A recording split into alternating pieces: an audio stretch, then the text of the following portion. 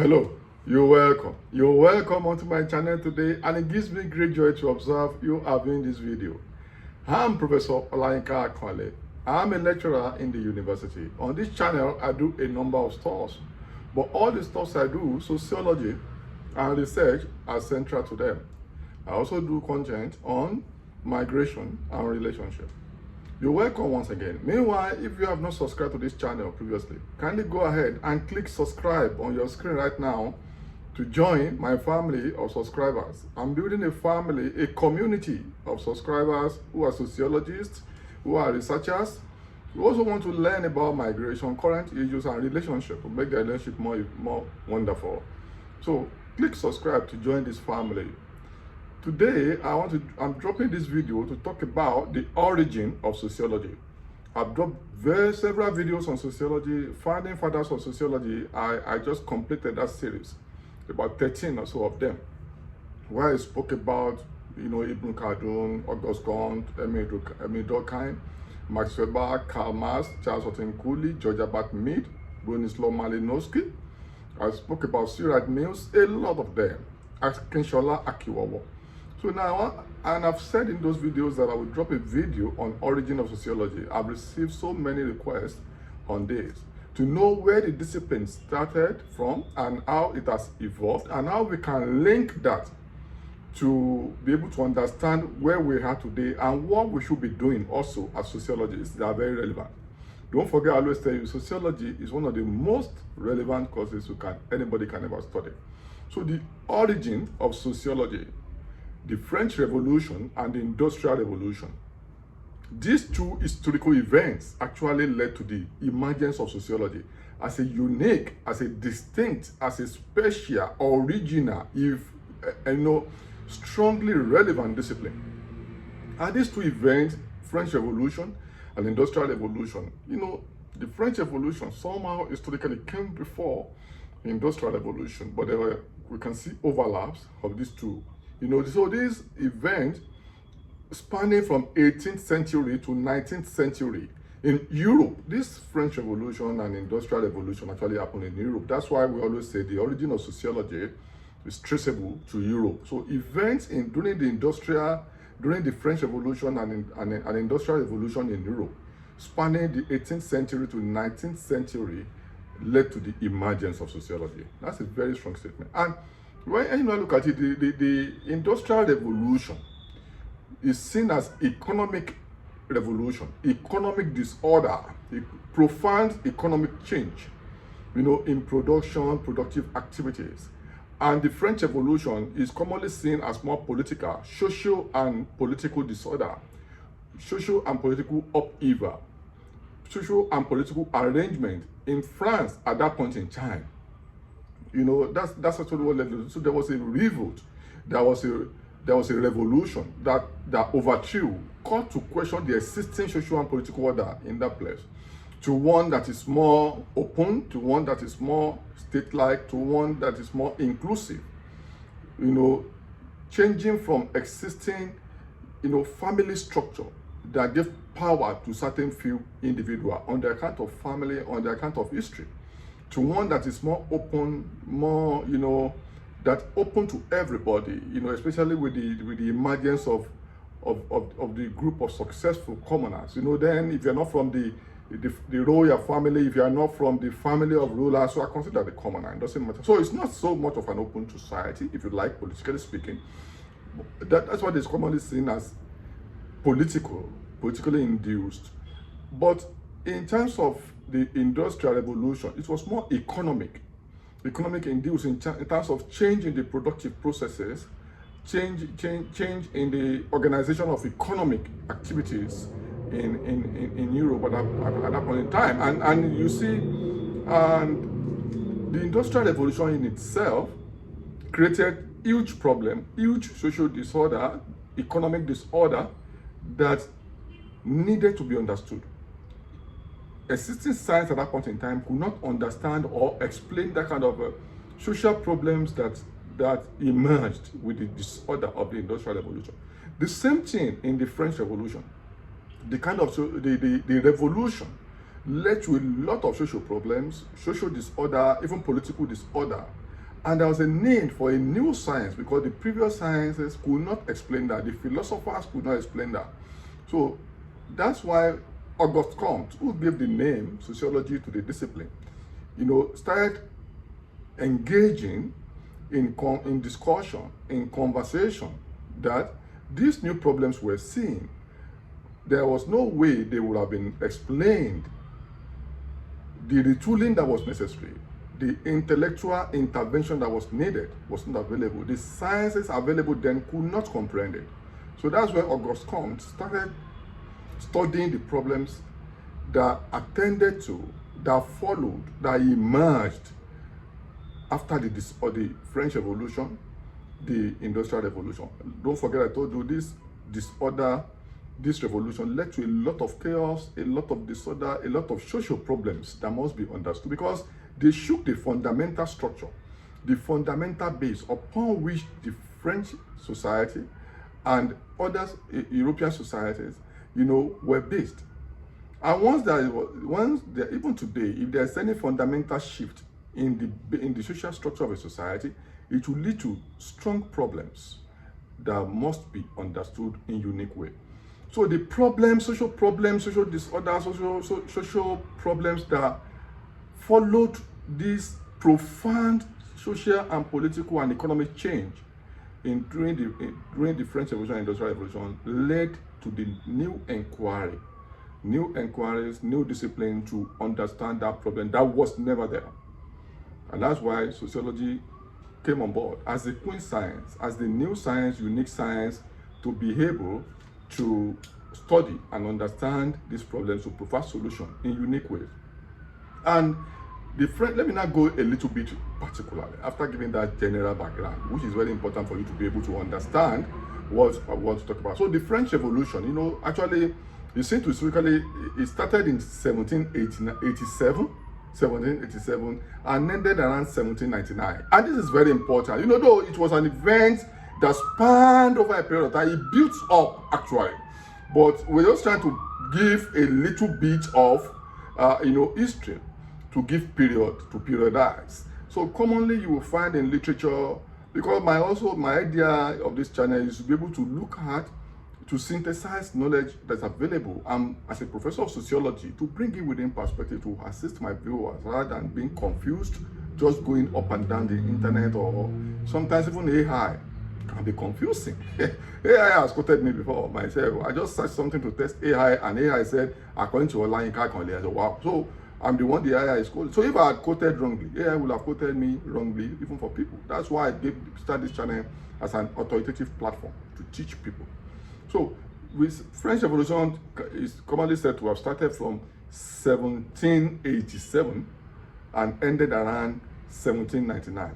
But the first climax, that's why you will see many people give the time of the French Revolution as 1789. That was the first climax of it. So, but Industrial Revolution was broader because it was not a singular event. It was a aggravation. The trajectory was more prolonged. So we usually don't give, to avoid confusion or error, we usually don't give particular period to Industrial Revolution. We just usually say it began broadly around the 18th century because it's not like a revolution that overthrew the existing political order in France. This was more economic, technological, productive processes. So I prefer to say it began around broadly within or in 18th century, century. And the consequences also lasted that long, and the French Revolution, it ended the ancient regime in France, and it dismantled, that French Revolution dismantled the feudal system. Don't forget, if you go view my video on Karl Marx, you will see the historical histories of societies. That feudal was a mode of production at a point in time. Feudalism, economic system based on ownership and structure of land. So there was pressure across Europe because of emerging new production processes, emerging mode of production, especially capitalism across Europe. And there was the pressure on France to also shift base because new middle class that were aspiring to power, who has been able to make money, who has been able to make a lot of resources, accumulated resources for themselves, were also aspiring to power. So, and this pressure became so fundamental in France that there was a need to place the state as an institutional entity ahead of the church and family, because this was actually upon which the French society was based. The hegemony of the church and the family, religious institution and family. So that was where the allusion was. That was where the power and authority, that's where they were rested, the church and the family. So there was a pressure to put the state ahead of the church and the family, and dismantling of the traditional social and political order, which was based on the church and the family. So this pressure to shift from this traditional political order of the church and family, mounted the pressure, and this led to the revolution that led to the social and political disorder, overthrow of the social and political order at that point in time, because there was a new shift called flowing across Europe at that point in time. So this dismantling of the feudalism as an economic system based on within the family, the owners of the land and the rest of them. And it was because of the emergence of the new elite of commoners. I told you earlier, if you're not in power in those times, you are regarded as a commoner. But these so-called commoners are beginning to become new elites as they acquire new values in that society. There was the rise of individualism and enlightenment. People were beginning to ask for the need to separate the church and the state to rule over everybody, and everybody to be able to aspire to occupy political and positions of influence in the power structure. These power dynamics, these power struggles, generally speaking, then placed emphasis on individuals to be able to aspire. And the enlightenment also, the reason, the emergence of the need to allow reason to determine the rulership, allocation of scarce resources became very profound and fundamental. So the need to separate the church from the state and open the door for the new elite. Opening of the door to the new elite actually led to this revolution. And there was the rise of nationalism. People believing that there's a need to be more nationalistic tendencies to come into it. So there was also the rise of nationalism in this place. And all of these things I'm putting in this simple way, is easily understood today. But for those societies that have never experienced this before, it was phenomenal. It was profound, that led to a lot of social problems and the rest of them. Now, if you bring that together also to industrial revolution, you see the same thing happening during the industrial revolution outside of France. But this time it was not about power struggle, but economic shift in the production processes. But both the French Revolution and Industrial Revolution led to social problems that can be, the rapid urbanization and urbanism. The issue of labor migration of people, the issue of crime, new form of crime, even the social organization. The production was moved away from the family. Social relations, the profound social relation moved away from the family, from the home to industry, especially in terms of industrial revolution. People started migrating. Socialization moved away from family as the fundamental unit to other more formal social institutions. Because with the Industrial Revolution, French Revolution, new social institutions began to emerge and take form. Groups outside of the family and even the church started emerging. So there was preeminence of individuals and preeminence of the group. And this shift in social organization led to a lot of problems that must be understood.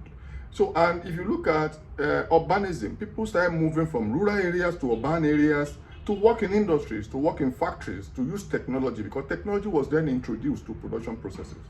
Rather than the peasant, the traditional agrarian economy, Industrial Revolution introduced heavy machines, new raw materials, away from what was available in the society prior to Industrial Revolution. Wow, fantastic. I enjoy this. So people started moving, new skills were needed, new way of thinking, new ways of working, new ways of organizing, and new crime. Yeah, new problems, because people were confronting new realities.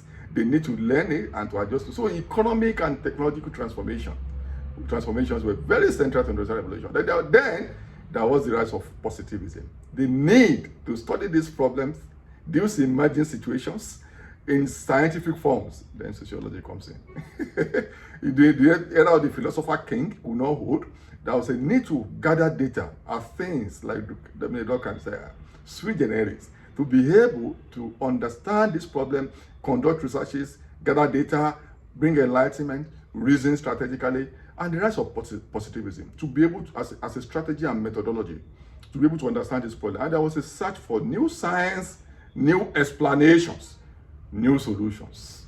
Then sociology emerged to fill this void for scientific understanding, for scientific explanation. So this enlightenment also, sociology leveraged the enlightenment thought to bring reason, individualism and potential progress into knowledge and society. There was also the emergence of modernity. Emergence of modern nation states, to be able to structure power, because the power that was placed in the family and traditional systems, politically, economically, and the rest of them, were taken away because of the new reality of new form of work, new form of labor, new form of reason. The existing traditional systems, political systems, and family systems could not cope with the new reality thrown up by technology and industrial revolution. So there was a need for new modernity, emergence of new nation state to structure power. And this led to capitalism. Oh, go and view my video on Karl Marx and Marxism. Emergence of capitalism, then the emergence of new middle class. Because people that were able to use technology, that were able to work in factory, that were able to function effectively, even though they were commoners previously, they occupy new class because they had the new values that were needed. So there was the rise and the emergence of new middle class because of the shift. So if you own land during feudal state, now that there was a move to capitalism because of the industrial revolution, you may become a commoner. From being a lord, you can become a commoner. A commoner in feudal system can then become the middle class. So there was a class disruption, class overthrow, class reconfiguration. So there was also a need for new structure of classes, new structure of social relations. So this led to this in the service economic disorder, economic upheaval, like we see. So shift from agrarian society or from handicraft society to economic society that is based on industry, factory, machine, and manufacturing. That's what the industrial revolution did. And technological changes, new ways of thinking, new ways of working, new ways of organizing, definitely will lead to new problems. Actually led to new problems that must be understood. The issue of crime, labor movement, new ownership structure. People were living on their farm, in their families previously, started moving to urban centers to live in new environment. This led to profound mental stress. Mental problems, mental disorder, social disorder, economic disorder, all manners of disorder that must be understood scientifically, so that there could be science-driven solutions and prognosis. New diagnosis through sociology and new prognosis to have social steps. So in order to look for social order in the disorder thrown up by French Revolution and Industrial Revolution, that was led to relevance and emergence of sociology. And that's why today we say social order is a major problem, major interest of sociology. So, and these major production facilities thrown up by industrial revolution became very, very important. Now, let me quickly say two things before I go. There was also the issue of what we know as atomization of society. Atomization of society, where individual is seen as separate from the traditional social groups, traditional families. So the individuals became profound and prominent depending on the role they play in the industrial revolution, even during the French Revolution also. But more profoundly during the industrial revolution, we say atomization of society. The process of seeing the individual as being separate from the traditional social groups. Primacy of the individual. You also understand if you look at the work of George Herbert Mead, even Charles Horton Cooley, a lot of these interactionists, we understand. So the people were considered suffering that is preeminent, with individual consciousness and rights to live the way they want to live, as against the notion of power and authority that was in the system before the French Revolution and Industrial Revolution. So people were considered sovereign with their, like a sovereign entity with their own rights, to choose their destiny and to do what they want to do, rather than looking at them as a unit of a family where family had supremacy previously. So, and the rise of the middle class, all of this led to the emergence of sociology and the importance of sociology. And the relevance of sociology at the time. And if you look at this, today sociology is still very relevant because all these social problems are still here, even in more profound ways. You know, all the problems, and society today is moving massively. You know, the age of technology now is the age of AI. People are talking about AI taking over jobs, doing what people. I was watching a documentary yesterday on the international news, and they were saying there was a station that used AI to generate newscaster, and the newscaster was casting news on the international. You know, we're talking about the fourth revolution. We're talking about the AI. We're talking about the role of the internet. So these social problems created by industrial and French Revolution are also still here, and they are aggravating because new revolutions are happening. Maybe not like the industrial revolution or French Revolution. We're talking about the fourth revolution, the role of the role of IT. We're talking about AI, robotics, cybersecurity, and all the rest of them. So all of these problems are still here in more profound form, in new ways. So sociology is still relevant. We have to continue to think and innovate ways to understand society. Till I see you in my next video, please subscribe and bye for now.